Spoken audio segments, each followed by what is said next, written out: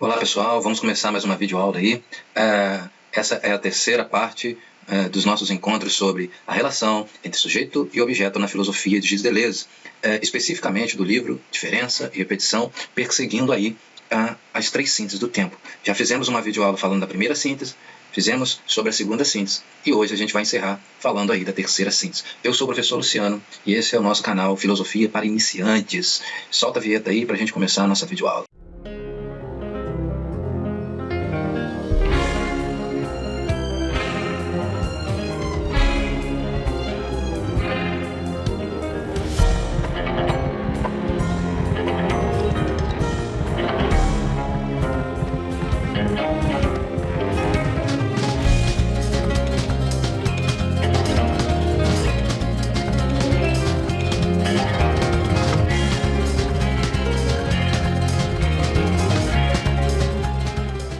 Bom, então hoje a gente vai falar da terceira síntese do tempo, ou, mais precisamente, a forma vazia do futuro, ou futuro como forma vazia, ou futuro como repetição.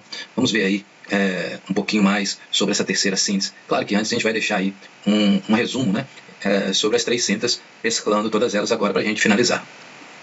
Bom, como havia dito aí, o resumo das duas sínteses estudadas nos vídeos anteriores, a começar aqui pela primeira síntese do tempo, presente vivo, que está ligado aqui na relação sujeito-objeto, é uma passagem, né, está ligada a uma passagem do espírito para o indivíduo. É por isso que quando Deleuze está fazendo a teoria do tempo, explicando a fundação do tempo no presente vivo, ele vai tentar aí dar chegar naquele ponto onde o tempo passa.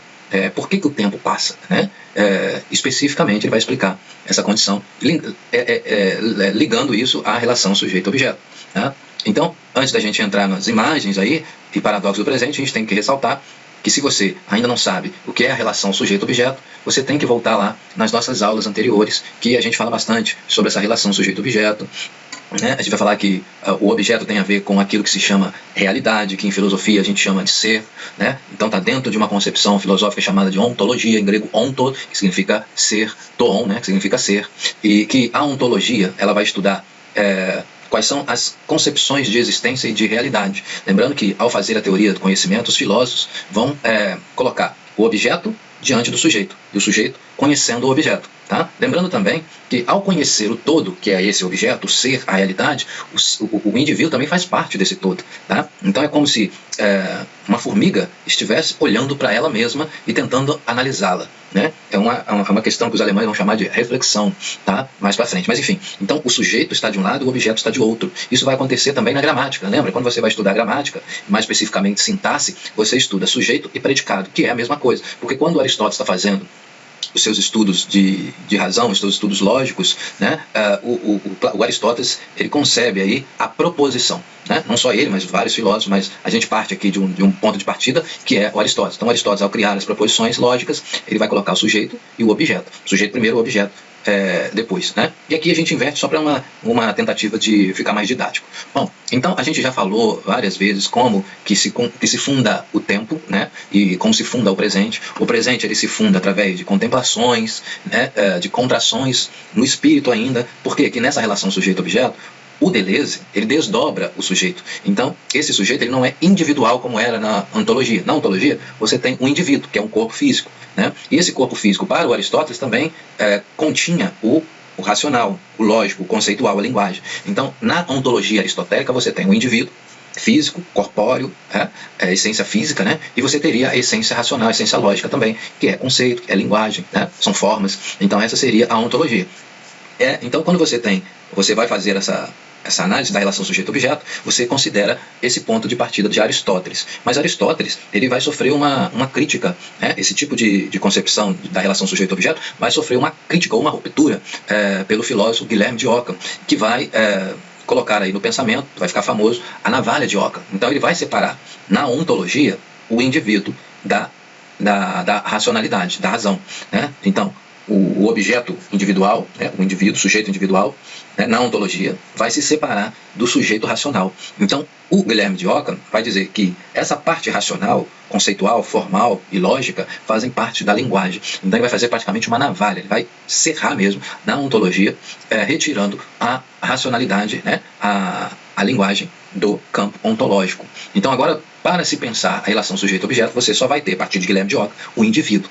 Então, o Deleuze, quando está fazendo a sua relação sujeito-objeto, ele está no século XX. E no século XX você já tem um desdobramento do indivíduo ontológico. Então, ao fazer a relação sujeito-objeto, você separa, né, o indivíduo de uma outra nomenclatura, que não é mais a racional, porque a racional já saiu do campo da ontologia. Então, o que seria? Você divide o indivíduo, metade é individual, né, físico, corpóreo, e a outra metade é pré-individual, que ele vai dar outros nomes aí, ele vai chamar de transcendental, ele vai chamar de singularidade, ele vai chamar de acontecimentos, tá? Claro que se você for aprofundar na obra do Deleuze, e se você fizer várias pesquisas ou encontrar aí várias pesquisas, você vai encontrar essas nomenclaturas sendo estudadas à parte, né? Sendo contrapostas, sendo bem analisadas de uma forma bem peculiar. Aqui é uma forma, é um apanhado, é só para a gente entender, tá? Porque a gente está perseguindo a teoria do tempo e mostrando aí como isso funciona na prática, nas nossas vidas, nas nossas condutas, né? Mostrando que ainda existe filósofos no século XXI dando primazia à razão. A razão nem faz parte da ontologia. Então, quando um filósofo sério, como Gilles Deleuze, vai falar da relação sujeito-objeto, o filósofo não está trabalhando com essa temática da razão, da lógica, dos conceitos, do universal, né? Quando a gente fala da navalha de Ockham, para ficar mais preciso, seria os universais. Ele está retirando os universais, que faz parte desse campo lógico, racional, os universais do campo ontológico. Ele retira, tá? E como só sobra o indivíduo, mas no século XXI esse indivíduo já foi desdobrado, né? De metade para individual, metade individual.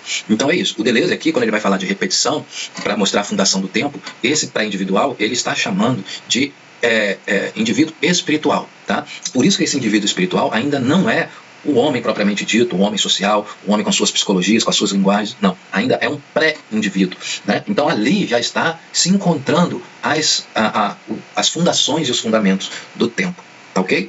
Então vamos acrescentar aí, aprofundar, né, mostrando as imagens. Então você teria o hábito, que a gente já falou em outras aulas, tem uma videoaula nossa só sobre a questão do hábito, tá? Que ainda está dentro da primeira síntese.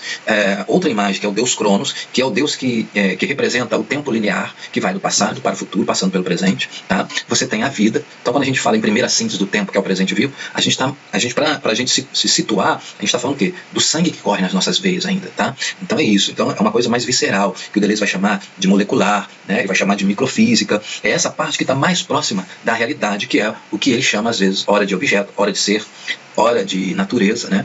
Hora de campo físico, tá? Então são todos esses elementos fazem parte de um único sistema, né? Que é o sistema do objeto. Tá? Porque a filosofia, ela não se preocupa com a didática. Nós, professores aqui, quando vamos fazer uma videoaula, que a gente se preocupa com a didática para que você possa entender. Porque senão você vai pegar um livro como esse aqui, né? Diferença e repetição, né? Você vai pegar esse livro, Diferença e Repetição, você vai começar a ler e você vai tomar um susto, que você não está acostumado a ver isso nos canais de youtuber, você não está acostumado a estudar isso no seu dia a dia. O sistema escolar, em relação à filosofia, e aqui a gente fala do sistema escolar público do Estado do Rio de Janeiro, é muito pobre em relação ao pensamento filosófico, né? Então cabe a nós, professores, fazermos aí uma potencialização do nosso campo de estudo. Então, a primeira síntese do tempo, como ela está ligada ao sujeito espiritual e à realidade visceral. Por que visceral? Porque a realidade, que a gente chama de objeto, repito, ela nasce e morre, nasce e morre. Isso que o Deleuze está chamando de repetição. Repetição na matéria. Então é lá na matéria, é antes de constituir qualquer tipo de ser vivo, né, de indivíduo, é na pré-individualidade. Por isso que a gente pode chamar também, uma outra obra do Gilles Deleuze vai explicar isso, e essa outra obra é a Lógica do Sentido, Deleuze, vale a pena vocês pesquisarem, comprar, adquirir o livro para ler. A gente vai fazer uma videoaula também com os melhores livros que nos encantam na filosofia, tá? Então se você for lá, você vai encontrar que essa primeira síntese do tempo é uma síntese transcendental. O que é transcendental? Olha, eu já fiz várias aulas sobre isso, tá? Transcendental, só para resumir, é isso que nós estamos chamando de pré-individual. Então, você tem você como indivíduo, né? Que sou eu, indivíduo, mas há em mim uma metade que é pré-individual, que ora é chamado de genética, está aqui, ó. Genética é originalidade, é origem, né? A genética aqui no sentido de quê? De condição de possibilidade da existência do ser vivo, ou da existência do campo empírico e do campo racional. Tá? Então aí também tem essas relações. Então está tudo mesclado. Como que a gente faz? A gente vai desdobrando, a gente vai transformando um pensamento aglutinado, que é o pensamento do filósofo sério, e a gente vai desdobrando e transformando em links. Então você pesquisa esse aqui, pesquisa aquele outro ali. Então aqui a gente vai mostrando que tudo isso é link. Tá? Para a gente começar a falar tudo de uma vez só, claro que vai dar um bololô aí na sua cabeça e você não vai entender. Não é a nossa proposta. a gente também teria aqui, né, essas imagens. Por que são imagens paradoxais? Elas são imagens paradoxais porque normalmente você não encontra essas imagens uma ligada com a outra. Você não sabia que o hábito estaria ligado à genética. Você não, talvez ali por um esforço muito grande aí, talvez da biologia, né, sei lá, de outras áreas da biologia, áreas mais específicas, né, da química, talvez assim. Mas na filosofia, e a gente chama de paradoxo, né, porque o que é o paradoxo, para ser um pouco didático? Vamos pegar aí, vamos nos servir da língua portuguesa, da semântica, das figuras de linguagem, tá? Quando a gente fala em paradoxo, é uma imagem cuja a frase possui duas palavras que são opostas. Então é por isso, o hábito o hábito e a genética pode ser que sejam imagens contraditórias, contrárias entre si. Então, quando a gente coloca elas juntas, a gente faz uma síntese com elas, por isso síntese passiva, né, síntese do tempo, a gente junta essas imagens e forma uma potência aí singular, virtual. Tá? Então, aqui é o presente que passa. Tá? Na primeira síntese, a gente vai entender que o presente passa, né, porque o presente, o tempo ele se forma a partir da contração e da antecipação. E quando ele vai se tornar uma síntese, isso na síntese passiva, quando ele se tornar uma síntese ativa, ele vai virar o presente que nós conhecemos, aí, o presente do senso comum, né, com passado e futuro. Tá? Então, mostrando que o passado e o futuro são dimensões do presente. Por isso que esse presente que passa, que ele se forma, se funda na contração, né, o que é contração? É quando o espírito, ou seja, essa parte pré-individual do indivíduo está correlacionando, ou seja, se relacionando com a realidade, que também não é uma realidade pronta ainda, é uma realidade molecular. Por isso, ela nasce e morre. O que o Deleuze quer mostrar com essa teoria do tempo? Ora, ele quer mostrar com essa teoria do tempo que existe muita coisa vital, a gente nem pode falar humana, mas que a gente pode falar vital, imprescindível para a gente entender a vida em sociedade, muito antes de se constituir um indivíduo. Tá? Porque a gente acha que esse indivíduo é um indivíduo pronto. Não, ele tem vários desdobramentos. E o Deleuze para na singularidade. Mas a gente, se Deleuze estivesse vivo até hoje, talvez ele teria provocado no seu pensamento outros desdobramentos para além da pré-individualização. Tá? Por isso que nas nossas pesquisas a gente entende que há um retorno. Vocês vão ver aí, um retorno, mas esse retorno ele é muito mais potente quando ele retorna. Né? Então vocês vão ver que há uma noção cíclica de tempo e de entendimento de tempo, que ao mesmo tempo é paradoxo porque ao mesmo tempo que a gente está mostrando a relação sujeito-objeto, a gente está mostrando a fundação do tempo e a gente está mostrando que nessa relação sujeito-objeto, para se pensar o tempo, na sua constituição, na sua formação, há um deslocamento. Né? Então, ou seja, há tempo no objeto, há tempo no sujeito pré-individual, há tempo no sujeito individual, há tempo no sujeito racional. E todas essas relações e todos esses elementos, eles estão em profundo ciclo. Então aqui, vamos continuar aqui. Você tem a contração, e essa contração vai fundar o tempo linear. Por isso o Deus Cronos, né, que é o Deus do tempo cronológico. Mas antes de aparecer o tempo cronológico, a gente está falando da genética, a gente pode falar de uma cronogenética, como há pesquisadores aí, não vou citar o nome, mas há pesquisadores aí que falam de um tempo, nessa síntese do tempo, nessa primeira síntese, de um presente cronogenético. Então há um presente anterior ao próprio presente que passa, presente já com o tempo constituído, que é o presente que a gente conhece. Tá? Lembrando que a gente fala para os alunos lá de 6º ano, no ensino fundamental, né, a gente fala para uma criancinha, quando a gente vai ensinar gramática e a gente vai estudar morfologia, e a gente vai estudar o tempo, a gente fala, só existe o presente, o passado e o futuro não existem, eles são dimensões do presente. Tá? E é isso que a teoria filosófica mais potente explica também, só há o presente, por isso que é a primeira síntese do presente. Então o que é o presente? O presente é toda a formação temporal. Toda a formação temporal, quer ela esteja no objeto que a gente contempla, que a gente nem está observando, a gente está contemplando, porque não é um indivíduo vivo, é um indivíduo espiritual ainda, é uma comunidade pré-individual. Né? Então a gente não pode usar os elementos sociais, os elementos constituintes do ser vivo, a gente está num pré-vivo ainda, né? num transcendental. Tá? Então essas são as relações aí. Bom, então, e esse presente que passa, ele tem uma certa noção, uma imagem de movimento. Então a gente associa o tempo que passa, o presente que passa, em relação ao movimento, beleza? Então essa aí, gastei 20 minutos aí para falar da primeira síntese do presente, beleza? Agora vamos aí resumir a segunda síntese do tempo, que é o passado puro. Falei numa última aula, no último encontro, que o passado puro seria o quê? Ele nasce na memória. Então quando Deleuze ele chega até a síntese passiva do presente, né?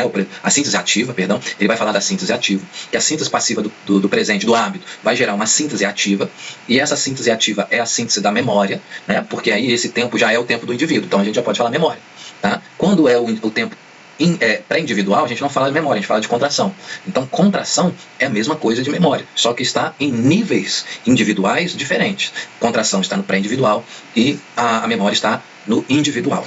Beleza? Então, quando a gente fala de passado, a gente vai falar o quê? Esse passado não é o passado que a gente entende que é aquilo que passou. Aquilo que passou ontem é chamado de presente antigo, lembra? Passado na síntese ativa, ou seja, no indivíduo vivo, que é a nossa constituição humana e social, ele possui, né, as dimensões do tempo, passado e futuro. Tá? Então, esse que a gente está chamando de ontem, na verdade, é um presente antigo. E esse presente antigo está ligado ao movimento, ele passa. O passado puro não está ligado ao movimento. E se estiver ligado ao movimento, a gente pode colocar assim 10% apenas, tá? Porque o passado puro, ele não passa, mas é ele que faz o presente passar. Então, o presente só passa porque há junto dele esse passado puro. Por quê? Porque esse passado puro, ele nasce na memória ativa, ou seja, na memória individual. Tá? Eu estou falando assim para a gente explicar, o Deleuze não fala assim, tá? O Deleuze não fala, talvez em outras obras, né? Mas nessa obra específica, ele é muito específico naquilo que ele está naquilo que ele está desenvolvendo ali. Tá? Ele não faz essa abertura didática aqui. Então, a síntese ativa, ela vai produzir uma memória e vai produzir uma previsão, que é aonde se situa a ciência. A ciência, para a filosofia, é aquela que faz previsão, que trabalha com o tempo futuro para fazer previsões, por exemplo.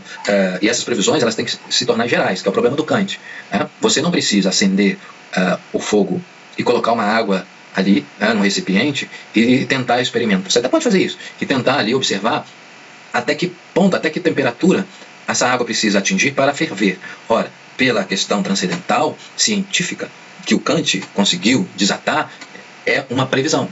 Kant salva a ciência e vai dizer, eu não preciso fazer esse experimento. Isso não é uma questão, nasceu na experiência, mas virou uma questão racional. Né? Por quê? Porque eu digo que quando eu uso essa expressão toda, ou todo, eu estou dizendo que isso é para sempre. E essa expressão todo é temporal, mas esse todo da linguagem não é verbo, né? Ele não é uma relação temporal simplesmente, é uma relação de tempo transcendental.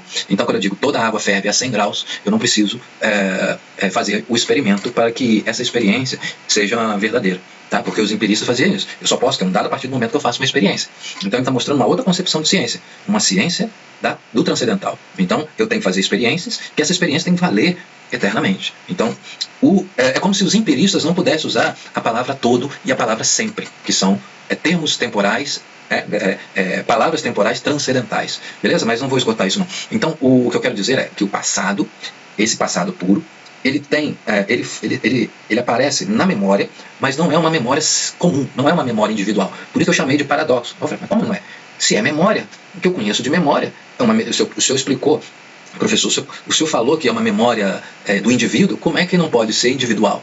E como é que não pode ser uma memória comum? Que tipo de memória então seria? Ora, é dentro da memória, mas é uma parte da memória que não... É quando a memória, talvez, vamos dizer assim, é quando a memória não funciona completamente de forma voluntária, conforme as nossas vontades, quando eu quero lembrar. Não, é quando a memória funciona sozinha, por uma potência que vem de fora. Então eu posso, Deleuze não faz isso, não fala assim, mas eu falo, é como se essa memória fosse uma memória da paixão, fosse uma memória do espírito, ali por algum momento perdida na memória do indivíduo. Então quando a memória se faz, ela ainda não se faz totalmente, ela não está 100% tecnológica. Então há momentos que essa memória dá uma falhada. É quando essa memória falha que aparece, é que você tem acesso, olha lá, você tem acesso ao passado puro, porque você só tem acesso ao presente antigo, que é esse que você chama de passado. Mas o que o Deleuze está falando existe um ser do passado, existe um passado que nunca foi presente. Tá? Então, você tem alguns elementos aqui, né? A gente chama de imagem, mas chama de elementos também, que podem nos ajudar a acessar esse passado.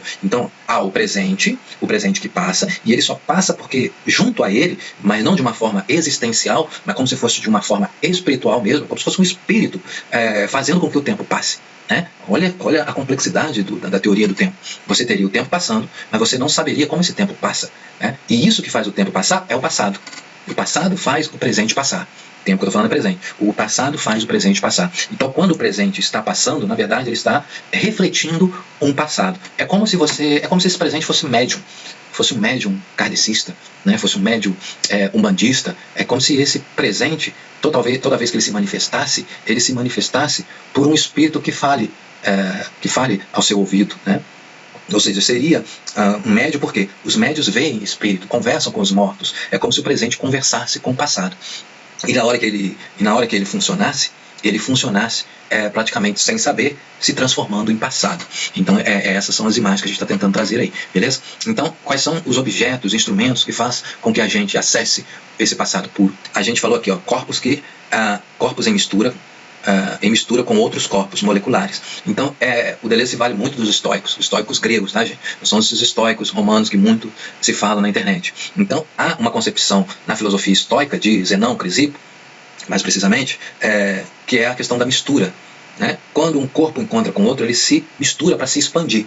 Então, por exemplo, eu estou sentado aqui numa cadeira. Então, meu corpo está em mistura com o corpo da cadeira, gerando um efeito. Então, esse encontro dos corpos gera um efeito. Esse efeito é incorporal, tá? Então, seria mais ou menos isso aí.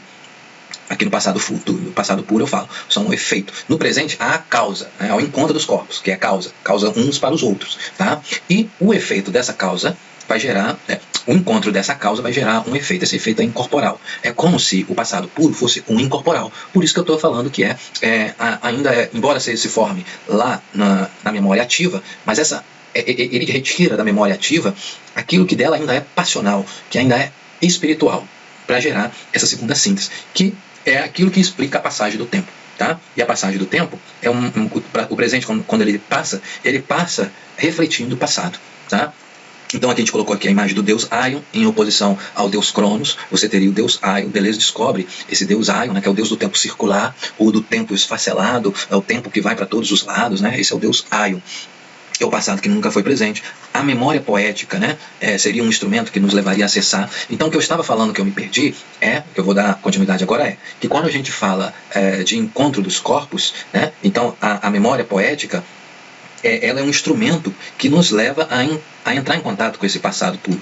Né? A memória nos ajuda a entrar em contato com... A memória poética nos ajuda a entrar em contato com esse passado puro. Tá? Então por isso na verdade, é o efeito dos corpos. Tá, ok? A gente tem aqui a memória afetiva, a memória erótica, tá? Você tem a memória involuntária.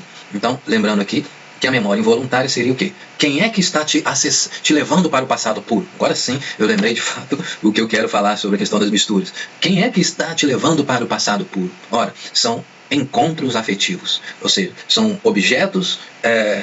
de fora, né, que tem uma potência maior do que a sua, que faz com que você, nesse encontro, né, você acesse o seu pré-individual, que ele é passional, ele é passivo. Então você, ao mesmo tempo que está contemplando um objeto, esse objeto está te puxando para um passado puro. Né? Você tem aí o exemplo do déjà vu. Você vai a um lugar e fala assim, poxa, eu tenho a sensação de já ter estado aqui nesse local, sendo que você nunca esteve ali. Ou às vezes você pratica uma ação, você fala, poxa, mas parece que eu já fiz isso. Né? Então você tem essa sensação. Que em outra ocasião a gente vai dizer que aí você está acessando aí é quando a percepção e a memória se cruzam, e aí gera o déjà vu. Mas é isso que eu estou falando. O passado puro, ele aparece por encontros afetivos. Então a gente vai citar um poeta chamado Fernando Pessoa, que tem lá aquele soneto, Pobre e Velha Música, que lá no final ele vai dizer aquela frase, aquele verso de ouro, chave de ouro, né? Fui o outrora agora, que ele vai falar que essa velha música que ele está vendo no presente, agora leva ele ao passado, faz com que ele chore. Então se você olhar para o poeta naquele momento, ele vai estar chorando, lágrimas, mas ele não sabe explicar por quê. Você sabe porque ele está ouvindo uma música, e essa música remete a um passado. Então, só que aquele passado só está acontecendo naquele momento presente.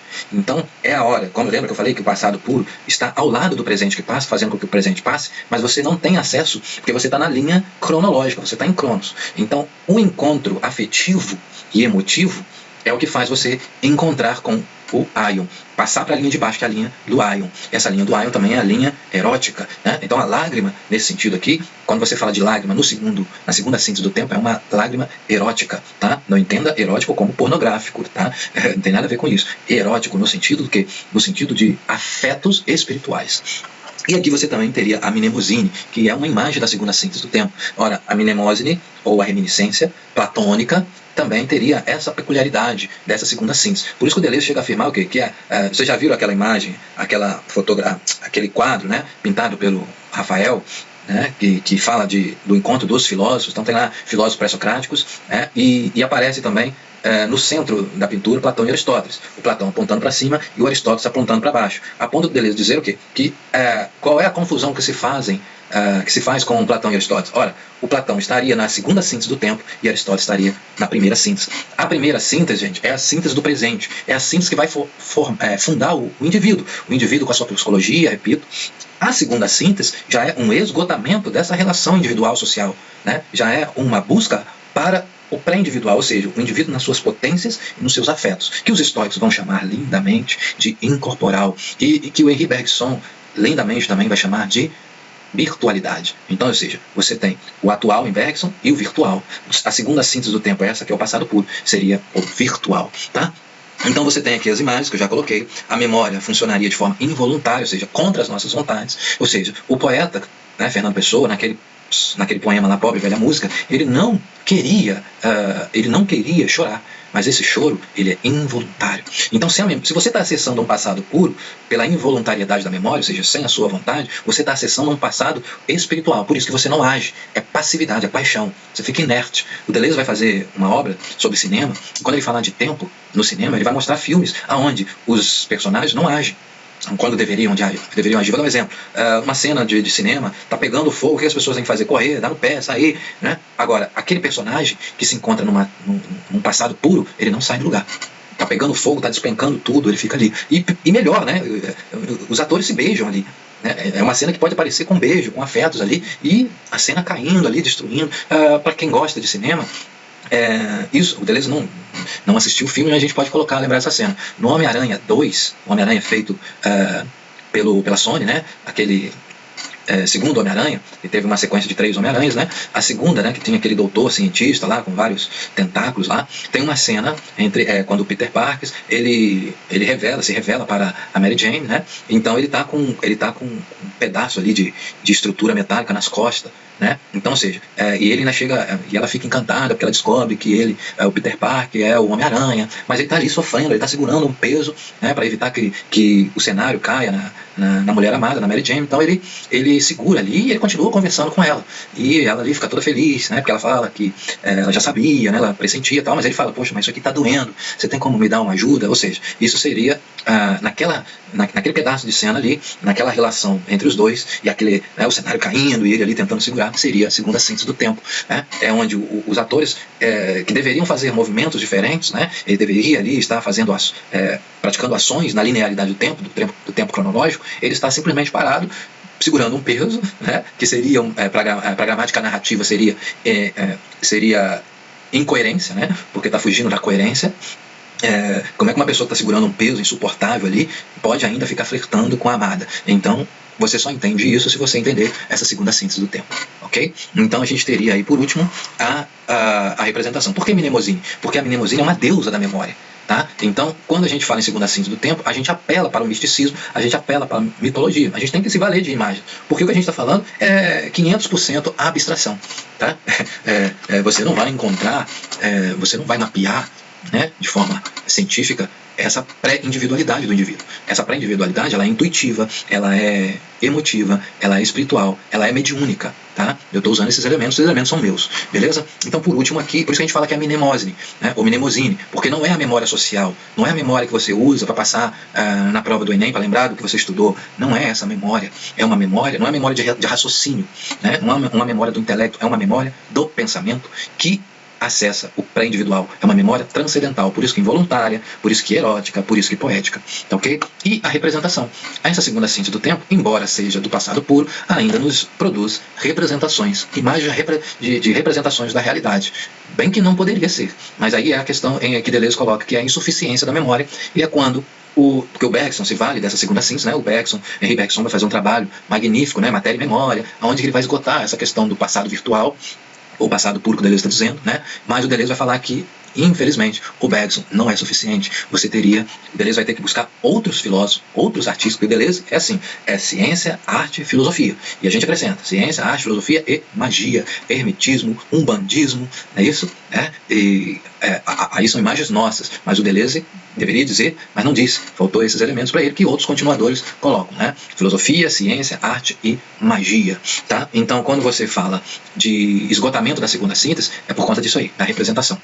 O passado puro, embora não seja um elemento do indivíduo físico, que ainda se valha do transcendental, ele ainda te produz imagens. Então, qual é a proposta do Deleuze? Desmontar a imagem, né? Para quê? Para produzir novas imagens do pensamento. Porque o passado puro, aí seria um resumo para acabar, o passado puro ainda está te gerando imagens conscientes da realidade. Imagens que ainda têm fruto no psicológico, que ainda teria fruto no social, tá?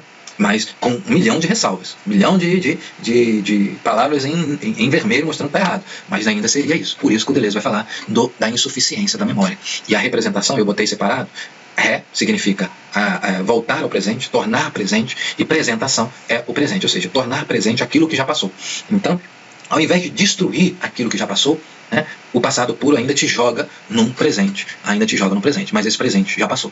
Então ele ainda tenta te suavizar, mas não é uma suavização social, psicológica, é uma suavização transcendental. Mas o que o Deleuze quer é esvaziar essa imagem da representação. Segundo ele, você vai precisar agora de uma terceira síntese. A terceira síntese, o futuro vazio. Então passado puro vai em direção ao vazio, mas vai em direção ao futuro vazio. Mas essa direção ao futuro vazio, olha lá, por isso que não é linear, é paradoxal. É o Deus Aion daqui para frente. Em nenhum momento a gente flerta com o Deus Cronos, com a linearidade do tempo. Então ir para frente, ou ir em direção ao futuro, não quer dizer ir para frente. Repito, ir em direção ao futuro não quer dizer ir para frente. Quer dizer o quê? Tentar potencializar a imagem transcendental. É essa a proposta de Deleuze. Tanto que o capítulo posterior a esse capítulo da repetição, né, vai ser uma nova imagem do pensamento. Tá? O Deleuze está querendo mostrar uma nova imagem do pensamento. Que imagem é essa? Uma imagem transcendental. Ok? Então, a segunda síntese vai em direção a uma terceira síntese. Então, agora eu vou colocar que é o que o Deleuze vai deixar para as suas próximas obras. Lembrando que a diferença e a repetição é uma tese de doutoramento, e Deleuze vai escrever muitas outras obras depois, e quando ele for fazer outras obras, tanto essa que eu citei do cinema, ele já vai falar de uma terceira síntese de uma forma muito mais abrangente, como a gente já tem falado em outros elementos, outras aulas, tá? Mas aqui é uma parte didática para a gente entender a teoria do tempo. A terceira síntese seria a forma vazia do tempo, é quando você tem o tempo sem as formas. Para a gente explicar melhor, a gente vai fazer aquela escadinha que Deleuze faz da questão da cópia e dos simulacros, né? Lembrando que Platão tem uma dialética de níveis de ser, 4 níveis de ser, na sua epistemologia, está lá no livro 6 da República, tenho aí uma videoaula explicando isso, vai lá na minha videoaula, tá? Que eu vou falar, eu coloquei aí a imagem dos 4 níveis de conhecimento, tá? É o meu mapa mundi que eu uso em sala de aula com esses 4 níveis de conhecimento. É só vocês pesquisarem no Google aí, linha dividida do Platão, está no livro 6 da República, que os seus pesquisadores, a República do Platão, que os seus pesquisadores vão ampliar, vão fazer uma linha dividida aí, totalmente esquemática, e o Platão ele só comenta isso, né? Ele fala de uma forma narrativa, e essa linha dividida ela é um esquema estrutural, tá? Então você teria o primeiro nível, que é o nível das imagens, das sombras, né, das ilusões, e ali estaria os simulacros e os simulacros de profundidade, as imagens, tá? E o segundo nível, que seria que não seria mais a icasia, que seria a piste, o nível da crença, é onde aparecem os objetos com formas. Então esses objetos com formas, que está no nível da pistes, e pistes em grego significa crença, você já acredita nesse objeto. E acredita que esse objeto é um objeto porque ele já possui toda a causalidade que para Platão vem lá de cima da razão. O que possui? O que há lá no nível racional, no nível inteligível? Formas matemáticas, formas geométricas, linguagens conceituais. Então todos esses elementos é o que faz com que o indivíduo ganhe formas. E ao ganhar formas, esses indivíduos ganham limites. Que aí você separa um indivíduo do outro, é o que Aristóteles vai fazer. Mas existia ainda indivíduos sem formas, que o Platão chama de eicasia, ou simulacro, tá? Ou fantasma, essa palavra está me faltando, ou fantasmas. Fantasmas em latim, simulacro em grego, tá? Que aí daria eicasia, o nível das imagens, mas são imagens sem formas. Então, quando o Deleuze está falando da terceira síntese do tempo, ele vai falar de pura forma vazia. Não seria isso, gente? Ou seja, então, a terceira síntese, que está caminhando para o futuro, está retornando a esse primeiro nível de conhecimento de Platão lá, que é chamado de simulacro. Então, quando o Deleuze vai falar de simulacro, daqui a pouco ele vai começar a trazer outros autores, vai trazer os estoicos, e vai trazer os incorporais dos estoicos, né? Vai mostrar mais, de uma forma mais detalhada, como trabalha esses estoicos, né? Então, essa terceira síntese, que é um caminho para o futuro seria uma repetição dos elementos. Então, como a gente está trabalhando aqui com as imagens, olha aí ainda a relação de sujeito-objeto aqui, ó, do incorporal profundo, retornando ao transcendental espiritual. Então você sai daquela linha, porque aquela linha do Cronos ela é muito rápida, a gente entra nela só para a gente entender a fundação do tempo, que vai gerar um presente, esse presente vai ter duas dimensões, passado e futuro, né? E esse passado ele vai trazer no indivíduo físico a memória e as previsões, né? A questão aí de causa e efeito, as previsões, tá? Que seria a dimensão do futuro. Mas aí você vai encontrar dentro da memória elementos virtuais que vai te levar para um passado puro. Esse passado puro ainda não esgota aquilo que o Deleuze quer afirmar, que são os simulacros, os transcendentais. Então você teria aqui um incorporal, porque o passado puro ele já não é mais corpóreo, eu estou tirando ali os 5 sentidos, a percepção, tudo isso e trabalhando só com os afetos. Mas esses afetos ainda estão nesse ponto. Ou decide se vai ser presente, ou decide se vai ser futuro. Então a gente está ali no meio termo. Com a terceira síntese você já cai, já retorna direto. Então essa linha que vai para o futuro, na verdade está retornando para o transcendental. Tá? Por isso que o Deleuze vai falar de repetição. Ele vai ser muito incisivo nessa questão de repetição. Você está fazendo um retorno para a relação do objeto, tá? Mas não fazendo um retorno com o indivíduo. Porque no primeiro, na Constituição, nada muda no objeto que se repete, mas muda alguma coisa do espírito que contempla. Essa é a frase deleuziana. Mas agora o futuro já é o indivíduo, vamos colocar assim, um indivíduo, mas não um indivíduo social, um indivíduo incorporal, já mergulhando diretamente para a repetição. Né? Então seria um retorno de uma forma bem potente. E olha os elementos que trazem já com esse retorno. Tanto que o Deleuze vai citar Nietzsche, o conceito de eterno retorno em Nietzsche. Explica muito bem isso que o Deleuze quer mostrar com essa terceira síntese, que é uma síntese que vai mergulhar no transcendental, mas sem as formas da consciência, sem as formas do indivíduo. Tá? É como se não tem nenhuma vez para o indivíduo social. Tá? O Deleuze em nenhum momento cai no indivíduo social. O Deleuze é o filósofo do transcendental. Então, por mais que ele se sirva de alguns elementos, por exemplo, ele vai falar da representação, da segunda síntese. Essa representação já é uma representação virtual. Né? Ele já está trazendo esse tema de representação na forma virtual. Tá? Porque ele, ao chegar na ponta do iceberg do indivíduo, ele já cai para a segunda síntese do tempo, que é uma segunda síntese do passado puro, do passado virtual. E esse passado virtual é o que nos potencializa para os nossos afetos, os nossos desejos. Por isso que tem Eros lá. Né? Tem Eros na segunda síntese. Beleza? É uma volta à nossa originalidade. No pensamento africano, o afro-brasileiro, a gente falaria aí, a gente tem ouvido muito, dos nossos ancestrais. O que seria a nossa ancestralidade se não fizermos essa associação com a segunda síntese do tempo? É claro que os nossos antepassados africanos, o pensamento africano já trabalhava com a segunda síntese há muito tempo. Né? O Deleuze só está registrando aí para dizer, como os pesquisadores africanos, aí, os nossos grandes pensadores africanos, vão dizer isso. Vão dizer o quê? Que isso já existia na filosofia africana, né? Segunda, primeira, terceira síntese. Tá? O que os europeus estão descobrindo agora, e Deleuze está ali colocando a sua patente, isso já existia. A questão de ancestralidade é justamente isso. Né? Ou seja, é um retorno não do corpo, mas do incorporal. Mas retornando para onde? Para o transcendental espiritual. É isso? Então vamos para as imagens. Né? Vamos para as imagens. O tempo fora do eixo. São os elementos deleuzianos do livro. Tá? Deficiência dos 5 sentidos, aí fui eu que estou colocando. Tá? O tempo separado do movimento. E aí o Deleuze vai usar isso mais no seu livro Cinema-Tempo. Tempo do pensamento, tempo virtual e o eterno retorno do caos, Nietzsche. É esse eterno retorno. Deleuze vai fazer uma diferenciação entre eterno retorno grego e o eterno retorno nietzschiano. O eterno retorno do Nietzsche é um eterno retorno do caos. O que se repete eternamente é o caos. Palavras do professor Cláudio Piano. Então seria esses elementos da terceira síntese. Olha, o Deleuze vai pegar uma obra do Marcel Proust e vai escrever um livro sobre essa obra e vai trabalhar justamente a questão do tempo aqui e vai falar que a terceira síntese está ligada ao tempo do aprendizado, tempos da arte, que Proust vai falar. Proust vai falar do tempo da arte. Perder tempo é um aprendizado. Tá? Então o Proust vai muito além do Bergson, repito, nesse sentido da terceira síntese. Tá, ok? Então a terceira síntese são essas imagens transcendentais do tempo. Então, para encerrar, a gente vai dizer o quê? A gente vai dizer que há essa circularidade aqui. Tá? O futuro vazio, enlouquecido, fantasmagórico, rachado. Há uma rachadura no eu. Tá vendo? Há uma fenda no eu, há uma cisura no eu. Então Deleuze vai trazer todos esses elementos. Qual foi o problema da expressão penso, logo existo, do Descartes? Há um problema ali, que é um problema de ter deixado de fora essa síntese do tempo. Tá? Então, se o Descartes tivesse entendido a questão do tempo, teria uma reformulação nesse pensamento, nessa máxima, penso, logo existo. Tá? Então há uma circularidade. Então aqui é o objeto molecular. Aqui você tem um sujeito, que é o sujeito espiritual, um pré-individual.